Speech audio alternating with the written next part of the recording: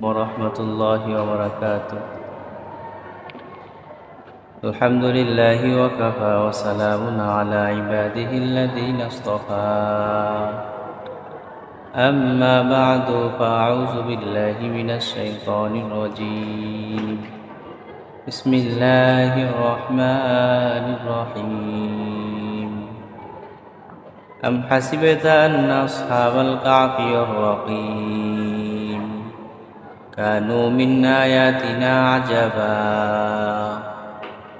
آمنت بالله كما هو بأسمائه وصفاته وقبلت جميع أحكامه.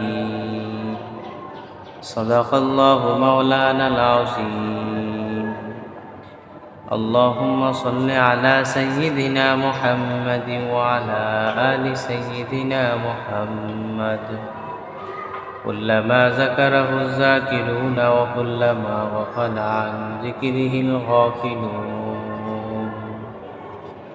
আলহামদুলিল্লাহ, রব্বুল আলামিনের কাছে অসংখ্য অগণিত শুকরিয়া যে আল্লাহ রব্বুল আলামিন আমাকে আপনাকে সুস্থ রাখছেন, এর জন্য বলি আলহামদুলিল্লাহ। আমি কোরআনে কারিম থেকে একখানা আয়াত তেলাওয়াত করেছি। রব্বুল আলামিন যদি আমাকে তাওফিক দান করে অল্প সময়ের মধ্যে কোরআন থেকে হাদিস থেকে দু চারটা কথা বলবো ইনশাআল্লাহ।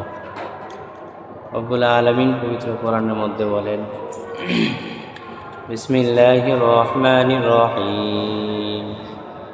আম হাসিবতা আন্না আসহাবাল কাহফি ওয়ার রাকিমি কানু মিন আয়াতিনা আজাবা। রব্বুল আলামিন পবিত্র কোরআনের মধ্যে বলেন, আপনি কি ধারণা করেন যে গুহা ও গুহার গর্তের অধিবাসীরা আমার নিদর্শনের মধ্যে একটা বড় নিদর্শন। রব্বুল আলামিন কোরআনে কারিমের মধ্যে যতটা সূরা নাজিল করেছেন, সবগুলা সূরারই একটা শানে নজুল থাকে, সবগুলা সূরার একটা কারণ থাকে। রব্বুল আলামিন বিনা কারণে কোনো সূরা আগমন করেন না, নাজিল করেন না। তো আমি যে আয়াতখানা তেলাওয়াত করেছি, আয়াত আল্লাহ তাআলা সূরা কাহাফের মধ্যে আয়াতখানা এনেছেন। এই আয়াত নাজিল হওয়ার পিছনে একটা প্রেক্ষাপট রয়েছে, এই আয়াত নাজিল হওয়ার পিছনে একটা ঘটনা রয়েছে। কাফের বেঈমান মুশরিকরা রাসূল আকরাম সাল্লাল্লাহু আলাইহি ওয়াসাল্লামের দরবারে যখন আসতো, ওরা রাসূলকে বিভিন্ন প্রশ্ন করতেন, বিভিন্ন প্রশ্ন করে রাসূলকে বিভ্রান্তির মধ্যে ফালিয়ে দিতেন, পেরেশানির মধ্যে ফালিয়ে দিতেন। তো এই সূরা নাজিল হওয়ার পিছনে, আয়াত নাজিল হওয়ার পিছনে একটা ঘটনা, তা হলো কিছু সংখ্যক কাফের একবার আল্লাহ রাসূলের দরবারে এসে বলতেছে, হে মুহাম্মদ সাল্লাল্লাহু আলাইহি ওয়াসাল্লাম, আপনাকে আমরা 3টা প্রশ্ন সম্পর্কে জিজ্ঞাসা করব। আপনি যদি আমাদের প্রশ্নগুলোর উত্তর দিতে পারেন, তাহলে আমরা আপনাকে নবী হিসাবে মানব, যে আপনি নবী, আপনাকে আল্লাহ তাআলা নবী হিসাবে দুনিয়ার মধ্যে প্রেরিত করেছেন, পাঠাইছেন। আমাদের 1 নম্বর প্রশ্ন হলো, আপনি আমাদেরকে রূহ সম্পর্কে বলবেন। রূহ কি? রূহ সম্পর্কে আমাদেরকে বলবেন। 2 নম্বর প্রশ্ন হলো, আসহাবে কাহাফ সম্পর্কে আমাদেরকে বলবেন।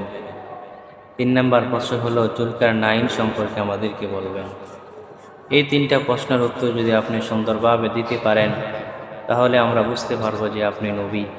আল্লাহ তাআলা আপনাকে নবী হিসাবেই দুনিয়ার মধ্যে প্রেরিত করেছেন, পাঠাইছেন। তো আল্লাহ রাসূল সাল্লাল্লাহু আলাইহি ওয়াসাল্লাম প্রশ্নের উত্তর দিতেছে। 1 নম্বর প্রশ্ন রূহ সম্পর্কে।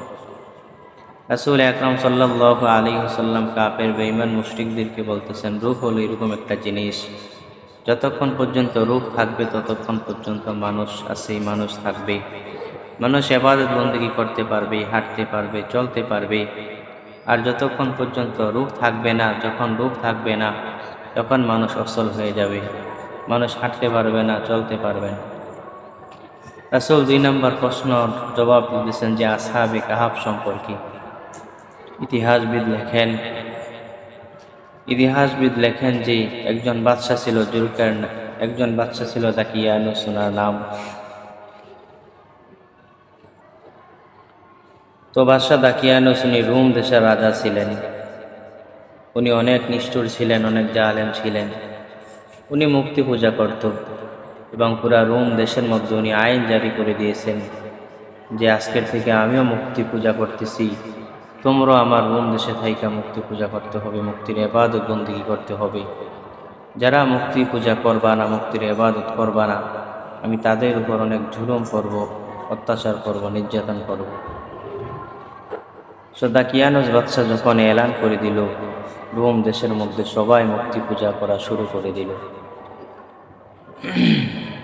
ওনার একটা আইন ছিল যে যারা মূর্তি পূজা করবে না, তাদেরকে বাদশার কাছে এনে বাদশা তাদেরকে বুঝাইবে যে হয়তো তোমরা মূর্তি পূজা করবা, না হলে তোমাদেরকে কতল করে দিব। তো বাদশার কানে একটা আওয়াজ আসলো যে রোম দেশের মধ্যে নাকি 7 জন যুবক আছে, তারা আল্লাহ তাআলার ইবাদত করে, বন্দেগী করে, তারা বাদশার আইন কানুন কোনো কিছুই মানে না, তারা শুধু রব্বুল আলামিনের ইবাদত করে, বাদশার মুক্তির ইবাদত করে না। বাদশা যখন এই খবরটা শুনল, বাদশা ওই 7 যুবককে বাদশার দরবারে ধরে নিয়ে আসলো লোক দিয়ে। ওই 7 যুবক বাদশার দরবারে আসার পরে বাদশা ওদেরকে বলতেছেন, যুবক, হয়তো তোমরা আমার মুক্তির পূজা করবা, ইবাদত করবা, না হয় তোমাদেরকে আমি কতল করে ফেলবো, হত্যা করে ফেলবো। বাদশা যখন এই কথাটা যুবকদেরকে বলল, যুবকরা বলতেছেন, বাদশা, আমরা তো আমার জান দিতে রাজি আছি, আমরা আমাদের সম্পদ দিতে রাজি আছি, মাল দিতে রাজি আছি, কিন্তু আমরা আল্লাহর ইবাদত ছাড়তে পারবো না। বাদশা যখন এই কথাটা শুনল, বাদশা বলতেছে, তোমরা তো যুবক মানুষ, তোমাদের সিদ্ধান্ত নিতে, তোমাদের খেয়াল নিতে অনেক দেরি হবে। আমি তোমাদেরকে কয়েকদিনকার জন্য সময় দিতেছি, তোমরা একটু দেখো, ভেবেচিন্তে দেখো, তোমরা ঈমান ছেড়ে দাও, মূর্তি পূজা করো। বাদশা বলতেছে, আমি কিছুদিনকার জন্য একটু সফরে যাইতেছি, তোমাদেরকে আমি কয়েকদিনকার জন্য সময় দিতেছি, সফর থেকে এসে আমি তোমাদেরকে আবার জিজ্ঞেস করব। যদি তোমরা ঈমান ছেড়ে দাও তাহলে তো ভালো কথা, আর যদি ঈমান না ছাড়ো তাহলে আমি তোমাদেরকে হত্যা করে ফেলব। ওই 7 যুবক যখন বাদশার দরবার থেকে বিদায় নিয়ে যখন বাড়িতে গেলেন, সবাই একটা সিদ্ধান্ত করলেন যে বাদশা যখন সফর থেকে আসবি তখন তো আমাদেরকে হত্যা করে ফেলবি। সবাই 7 জন লোক সিদ্ধান্ত করলেন যে আমরা চলো রোম দেশ থেকে একটা অন্য দেশে চলে যাই, ওখানে গিয়ে আমরা নীরবে রব্বুল আলামিনের ইবাদত করব, বন্দেগী করব। তখন 7 যুবক বাড়িতে গেলেন। বাড়িতে গিয়ে যার যতটুকু তৌফিক হয়, টাকা পয়সা, স্বর্ণ মুদ্রা সব কিছু নিয়ে 7 যুবক একসাথে হয়ে ওরা একটা জঙ্গলের মধ্যে, পাহাড়ের মধ্যে চলে গেলেন। পাহাড়ের মধ্যে চলে গিয়ে গুহার মধ্যে আশ্রয় নিলেন 7 যুবক। 7 যুবক এই গুহার মধ্যে ইবাদত বন্দেগী করতেছে, রব্বুল আলামিনকে ডাকতেছে। রব্বুল আলামিনের ইবাদত বন্দেগী গুহার মধ্যে ওরা করতেছে। এদিক দিয়ে বাদশা যখন সফর শেষ করে যখন রোম দেশে আসলেন, বাদশা ওই 7 যুবকের সন্ধানে লোক পাঠালেন যে ওই 7 যুবককে আমার দরবারে ধরে নিয়ে আসো। বাদশার লোকেরা যখন ওই 7 যুবকের বাড়িতে গেলেন, ওরা বাড়ির মধ্যে কেউ কি পেলেন না। বাদশা বলতেছে, যেহেতু 7 যুবক নাই, তাহলে ওদের মা বাপকে ধরে নিয়ে আসো। মা বাপকে ধরে নিয়ে আসার পরেই বাদশা বলতেছেন, দেখো, তোমাদের ছেলে সন্তান তো আমরা পাই না, এখন তোমাদেরকে আমরা হত্যা করে ফেলব। ওই বাপ মা বলতেছেন, বাদশা, আমরা তো আপনার মুক্তিরই পূজা করি, মুক্তিরই ইবাদত করি, আপনি আমাদেরকে ছেড়ে দেন। তখন বাদশা ওই 7 যুবককে তালাশ করার জন্য জঙ্গলের মধ্যে চলে গেলেন। তাফসিরের মধ্যে লেখেন যে ওই যে 7 যুবক যেই গুহার মধ্যে আশ্রয় নিয়েছিল, ওই গুহার সামনে গিয়ে বাদশা তালাশ করতেছে, এবং যখন বাদশার মনের মধ্যে একটা আশা আসলো যে হইতে পারে এই 7 যুবক এই গুহার মধ্যেই প্রবেশ করছে, তখন বাদশার অন্তরের মধ্যে যখন এই চিন্তাটা আসলো, বাদশা যখন গুহার মধ্যে প্রবেশ করবে, আল্লাহ তাআলা বাদশার অন্তরের মধ্যে একটা চিন্তা ঢুকিয়ে দিল, ভয় ঢুকিয়ে দিল। বাদশা তখন আর ওই গুহার মধ্যে আশ্রয় নেয় না, গুহার মধ্যে প্রবেশ করে না। আল্লাহ তাআলা ওই 7 যুবককে বাদশার হাত থেকে বাঁচিয়ে দিল। এদিক দিয়ে আবার রব্বুল আলামিন ওই 7 যুবককে এই গুহার মধ্যে 309 বছর ঘুম পাড়িয়ে দিয়েছেন। 309 বছর হওয়ার পরে, 309 বছর পরেই আল্লাহ তাআলা ওই রোম শহরে, রোম দেশে অনেক বাদশা অতিক্রম হয়ে গেছে। 309 বছর পর আল্লাহ তাআলা রোম দেশের মধ্যে একজন মুসলমান বাদশা হিসাবে মুসলমান বাদশাকে নিযুক্ত করলেন রোম দেশ চালাবার জন্য। 309 বছর পর যখন ওই যুবকরা ঘুম থেকে উঠলেন, ঘুম থেকে উঠে দেখে, ঘুম থেকে উঠে ওই যেই যুবক বাজার থেকে বাজার করে নিয়ে আসতো, খানা নিয়ে আসতো, ওই যুবক যখন বাজারে গেলেন টাকা নিয়ে, উনি যখন সব বাজার করে দোকানদারকে যখন টাকা হাতে দিলেন, দোকানদার বলতেছে, এটা আবার কিসের টাকা নিয়ে আসছো, এটা তো অনেক বছর আগের টাকা। তখন ওই যুবক বলতেছে, আমি তো গতকালকেও আমি বাজার নিয়েছিলাম এই টাকা দিয়ে, এখন আমাকে বাজার সদাই দেন। তখন ওই দোকানওয়ালা বলতেছে, ভাই এই টাকাটা হলো অনেক আগের টাকা, 309 বছর আগের টাকা, এটা এখন আর চলবে না। ওই যুবক তো আশ্চর্য হয়ে গেল এবং গুহার মধ্যে প্রবেশ করলো, এবং গুহার মধ্যে যারা যারা ছিল সবাইকে এই ঘটনাটা জানাল। এদিক দিয়ে আবার দোকানওয়ালা ওই রোম দেশের বাদশা যিনি মুসলমান, ওনার কাছে খবরটা পৌঁছিয়ে দিল। বাদশা যখন এই কথাটা শুনলেন, আবার ওই তখন বাদশার যুগে আবার ওই জমানার মধ্যে একটা সমস্যা দেখা দিল। সমস্যাটা হলো যে বাদশা যখন মানুষের সামনে কোরআনের নসিহত করতেন, কবরের নসিহত করতেন, আখেরাত খুসরাতের নসিহত করতেন, এরকমভাবে মানুষ শুনতো, মনোযোগ দিয়ে শুনতো। তো একদিন বাদশা বলতেছে, শোনো, কিয়ামতের ময়দানে আল্লাহ তাআলা সমস্ত মানুষদেরকে একত্র করবেন, উঠাবেন। এই কথাটা যখন শুনলো, তখন বাদশার সামনে যে মানুষগুলো ছিল ওরা বলতেছে, না, এটা কখনো সম্ভব নয়। মানুষ মারা গেলে আবার আল্লাহ তাআলা কবর থেকে কিভাবে মানুষকে উঠাবে, এটা তো আমাদের বিশ্বাস হয় না।